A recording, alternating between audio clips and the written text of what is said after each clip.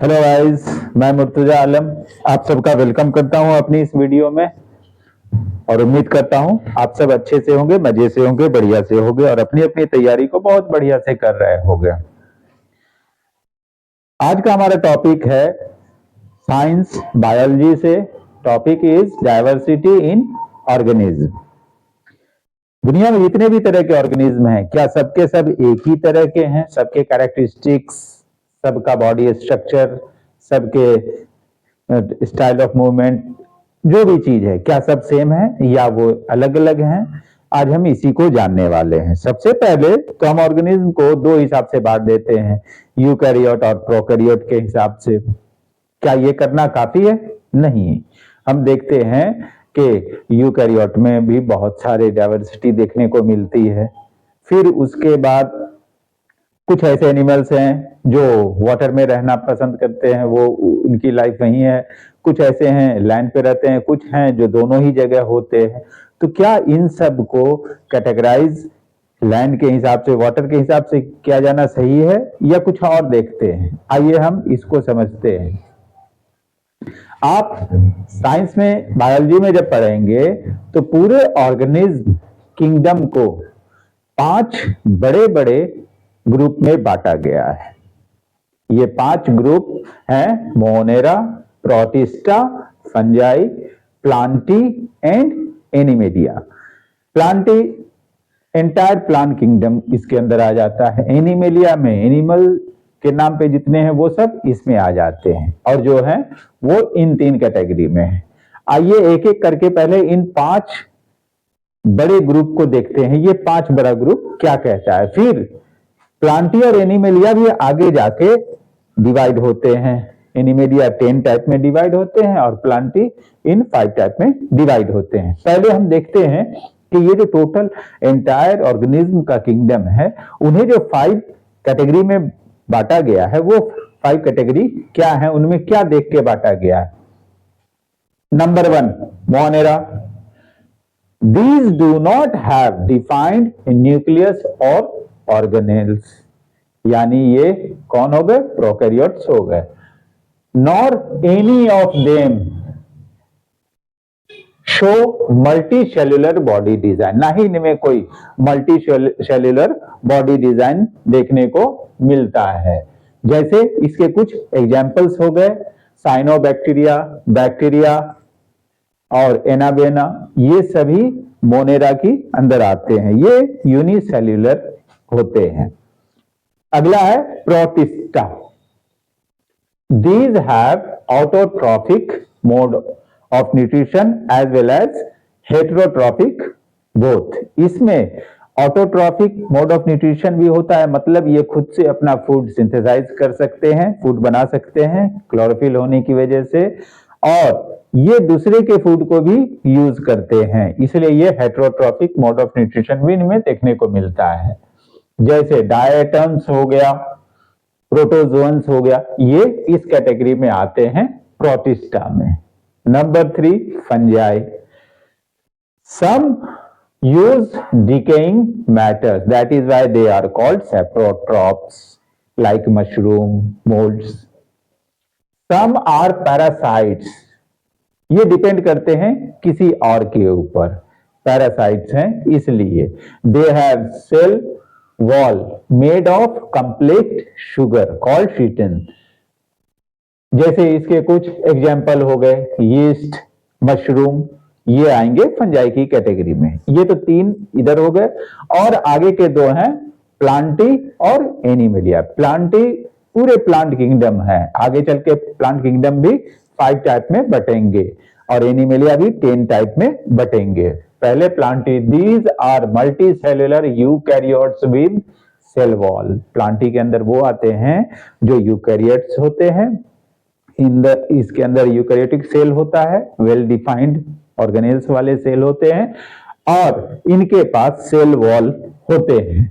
They use chlorophyll to synthesise the food and called autotrophs. ये autotrophs कहलाते हैं क्योंकि ये अपना फूड खुद सिंथेसाइज करते हैं, इनके पास क्लोरोफिल होता है। आगे है एनिमेलिया। इनके पास सेल वॉल नहीं होता है, होते ये भी मल्टी सेल्यूलर, लेकिन इनके पास सेल वॉल नहीं होता है। दूसरा, ये हेटेरोट्रॉपिक मोड ऑफ न्यूट्रिशन होता है, मतलब किसी और के तैयार किए हुए फूड पर ये जीते हैं। These include all multicellular eukaryotes without cell wall, they are heterotrophs. अब पहले प्लांटी के सब टाइप को देख लेते हैं। प्लांटी आगे चल के 5 कैटेगरी में बंटता है। वो 5 कैटेगरी कौन कौन से हैं? Thallophyta, bryophyta, pteridophyta, gymnosperm, angiosperm. Thallophyta, plants that do not have well defined body. ऐसा प्लांट जिसका अपना कोई वेल डिफाइंड बॉडी है नहीं, जैसे हम किसी वाटर बॉडी में देखते हैं एल्गी छाया हुआ है, उसकी अपनी कोई वेल डिफाइंड बॉडी नहीं होती है। These are commonly called algae. Example, spirogyra, ulothrix, ये सभी इसकी कैटेगरी में आते हैं, थैलोफाइटा की। प्लांट का जो सेकंड कैटेगरी आता है वो आता है bryophyta. These are amphibians of plants. ये लैंड पे भी पाए जाने वाले हैं और वाटर में भी पाए जाने वाले हैं, इसलिए इनको एम्फीबियंस कहते हैं। They have no specialised tissue for conduction of water और अदर सब्सटेंसेज। इनके पास specialised tissue like xylem phloem जैसे स्पेशलाइज्ड टिश्यू नहीं होते हैं जो सब्सटेंस वाटर इनका कंडक्शन करे। इनके क्या है एग्जाम्पल? मर्शीलिया है, फर्न्स हैं, हॉर्सटेल्स हैं, ये सभी प्लांट टेरिडोफाइटा के ग्रुप में आते हैं। आगे हम चलते हैं तो अगला मिलता है हमें फोर्थ, जिम्नोस्पर्म। जिम्नो और स्पर्म, ये दो ग्रीक वर्ड से मिलके बना है जिम्नोस्पर्म। जिम्नो का मतलब होता है नेक्ड, नंगा। स्पर्मा मीन्स सीड, बीज। ऐसा प्लांट जिनके बीज, सीड कवर्ड नहीं होते हैं, उन्हें हम जिम्नोस्पर्म की कैटेगरी में रखते हैं। These are usually perennial, woody and evergreen. इनके जो प्लांट्स होते हैं वुडी होते हैं, पेरेनियल होते हैं और एवरग्रीन होते हैं, जैसे पाइन्स, देवदार, ये इनके एग्जाम्पल है। ये आते हैं जिम्नोस्पर्म की कैटेगरी में। जिम्नोस्पर्म नाम से ही पता चल जाएगा, ऐसे प्लांट जिनके सीड्स कवर्ड नहीं होते हैं, नंगे होते हैं। नंगे मतलब ऐसा नहीं कपड़ा लत्ता, नंगे मतलब उनके ऊपर कोई कवर नहीं होता है। एंजियोस्पर्म, एंजियो मीन्स होता है कवर्ड, स्पर्म मीन्स बीज। ऐसे प्लांट जिनके सीड्स कवर्ड होते हैं उनको हम एंजियोस्पर्म की कैटेगरी में मानते हैं। These are also called flowering plants. इन्हें हम फ्लावरिंग प्लांट्स भी कहते हैं क्योंकि फ्लावर के थ्रू रिप्रोडक्शन करते हैं। Seeds develop inside the ovary.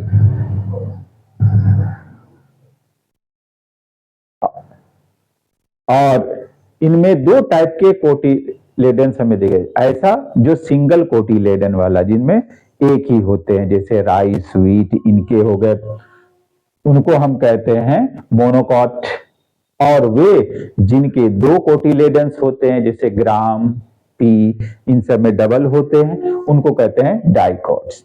तो ये तो प्लांटी किंगडम के 5 सब टाइप्स हो गए। आगे चल के हम देखते हैं एनिमेलिया भी आगे चल के 10 सब कैटेगरीज में बंटता है। वो कौन कौन से हैं उनको हम एक एक करके देख लेते हैं। सबसे पहले बात करते हैं पोरीफेरा की। Porifera means animals with holes. These are non-motile animals attached to some solid supports. These body are covered with hard outer skeleton. इनका बॉडी जो होता है आउटर स्केलेटन से कवर्ड होता है, साथ ही ये अटैच्ड भी होता है उससे, जैसे साइकॉन, स्पॉन्जिला, यूप्लेक्टेला, ये सभी आते हैं पोरीफेरा की कैटेगरी में। दूसरा आता है सिलेंट्रेटा। इसमें they have cavity in the body made of 2 layers of cell. एक लेयर आउटर बॉडी को बढ़ाता है, दूसरा लेयर इनसाइड के लाइन को तैयार करता है। Made of 2 layers of cell, hydra, jellyfish, sea animal, ये सभी इसके एग्जाम्पल हैं, जैसे हाइड्रा, जेलीफिश। आगे हम देखते हैं तो आगे हमें मिलता है प्लेटीहेल्मिन्थिस। प्लेटीहेल्मिन्थिस में क्या है कैरेक्टरिस्टिक्स? इनकी बॉडी बायलेटरल सिमेट्रिकल होती है। बायलेटरल सिमेट्रिकल का मतलब है बॉडी ऐसा होना चाहिए just like butterfly,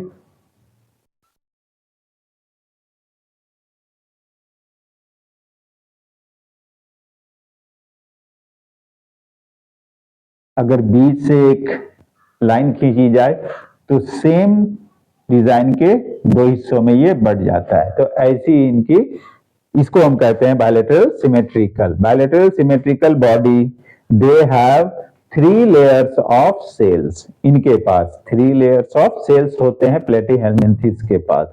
these are also called flatworm, क्योंकि ये चिपटे होते हैं इसलिए इनको प्लेटफॉर्म भी कहते हैं। जैसे हमारे यहाँ प्लेनेरिया है, टेपवर्म है, ये सभी प्लेटीहेल्मिन्थिस के कैटेगरी में आते हैं।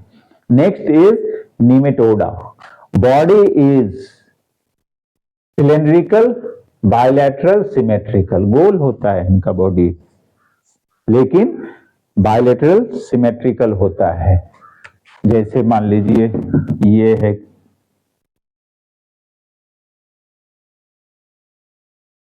ये है सिलेंड्रिकल, लेकिन इसको सिमेट्री दे सकते हैं तो एक जैसे 2 पार्ट में ये डिवाइड हो जाता है। ये पैरासाइटिक भी होते हैं, जैसे हमारे यहां देखते हैं बच्चों के पेट में कहते हैं जोंक हो गया है, कीड़ा हो गया है, तो ये सभी पैरासाइटिक भी होते हैं जो इंटेस्टाइन वगैरह में हो जाते हैं, जैसे राउंड वर्म, पिन वर्म, ये सभी इस कैटेगरी में आते हैं निमोटेडा के।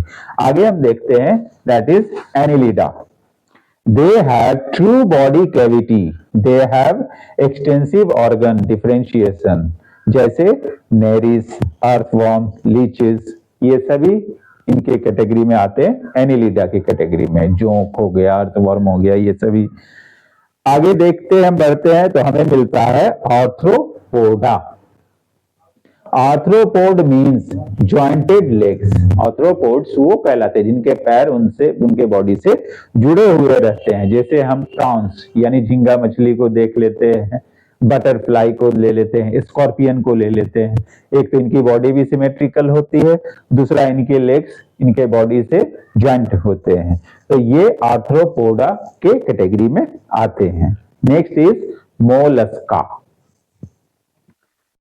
They have an open circulatory system. इनका अपना ओपन सर्कुलेटरी सिस्टम होता है, और इनके एग्जाम्पल्स होते हैं जैसे स्नेल्स, ऑक्टोपस, ये सभी मोलस्का की कैटेगरी में आते हैं। इकाइनोडर्माटा, इसके अंदर आते हैं these are spiny skinned marine animals. समुद्रों में पाए जाने वाले स्पाइनी स्किन्ड एनिमल्स हैं ये, जैसे सी स्टार्स, सी अर्किन्स, ये सभी इकाइनोडर्मेटा के कैटेगरी में आते हैं। अब है प्रोटोकॉर्डेटा। इसमें कौन आते हैं? दीज आर बायलैटरली सिमेट्रिकल, ये भी बायलैटरली सिमेट्रिकल होते हैं। दीज आर मरीन एनिमल्स, और ये भी समुद्र में पाए जाते हैं, जैसे हर्डमैनिया, एम्फिऑक्सस, ये सभी इसके एग्जाम्पल्स हैं। Next is वर्टेब्रेटा।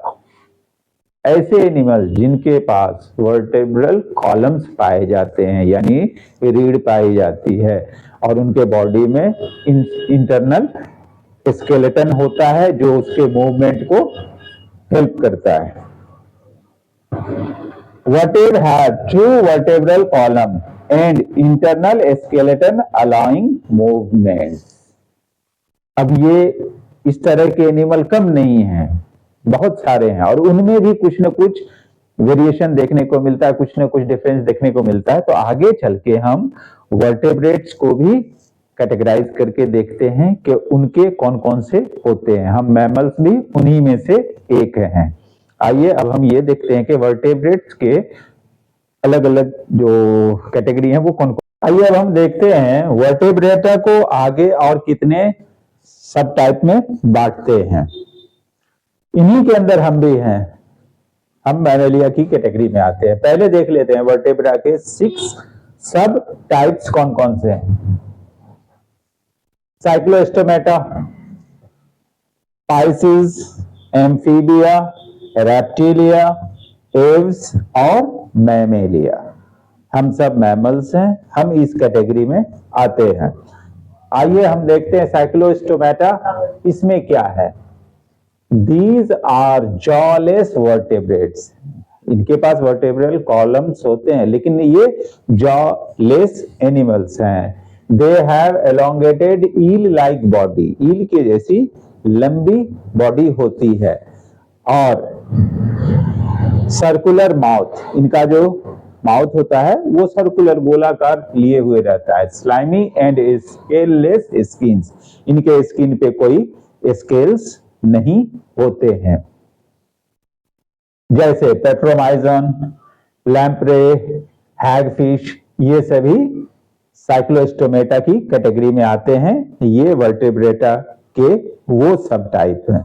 दूसरा है पाइसेस, इस ग्रुप में कौन सब आते हैं। These are fish extraordinary aquatic animals, इनमें सभी फिश आ जाते हैं। एक्स्ट्रा ऑर्डिनरी होते हैं, ये एक्वाटिक एनिमल हैं और इनके बॉडी पे स्केल्स या प्लेट्स होते हैं। They use gills to obtain oxygen dissolve in water, वो अपने गिल्स का यूज करके वाटर में जो ऑक्सीजन डिजॉल्व है उसका यूज करके वो अपना रेस्पिरेशन करते हैं। और they are cold blooded animal, और ये कोल्ड ब्लडेड होते हैं। पूरे जितने भी फिश हैं वो इसी कैटेगरी में आते हैं। आगे हम देख रहे हैं एम्फीबिया, एम्फीबियंस इसी वर्ड से डिराइव होता है। They do not have scales, इनके बॉडी पे कोई स्केल्स नहीं होते हैं। हाँ, इनके बॉडी पे म्यूकस ग्लैंड्स होते हैं इनके स्किन में। एंड अ 3 चैम्बर्ड हार्ट, और इनका हार्ट 3 चैम्बर का होता है जो रेस्पिरेशन में दोनों ही से काम लेते हैं। रेस्पिरेशन इज थ्रू गिल्स और लंग्स, दोनों ही ढंग से ये रेस्पिरेशन करते हैं। यही वजह है कि ये लैंड पे भी रह लेते हैं और वाटर में भी रह लेते हैं। फ्रॉग्स, टोड्स, सैलामेंडर्स, ये सभी एम्फीबिया की कैटेगरी में आते हैं। आगे हम देखते हैं रेप्टिलिया, जितने भी रेप्टाइल्स हैं वो इस कैटेगरी में आते हैं। These are cold-blooded animals, have scales and breathe through lungs. इनके बॉडी पे स्केल्स होते हैं और ये लंग्स का यूज करते हैं ब्रेथ करने के लिए। Most of them have 3 chambered heart. Crocodile को छोड़ के बाकी सब में ज्यादातर 3 चैम्बर्ड हर्ट होते हैं। क्रोकोडाइल में 4 चैम्बर्ड हर्ट होते हैं। स्नेक्स, टर्टल्स, लिजर्ड्स, क्रोकोडाइल्स, ये रेप्टिलिया की कैटेगरी में आते हैं।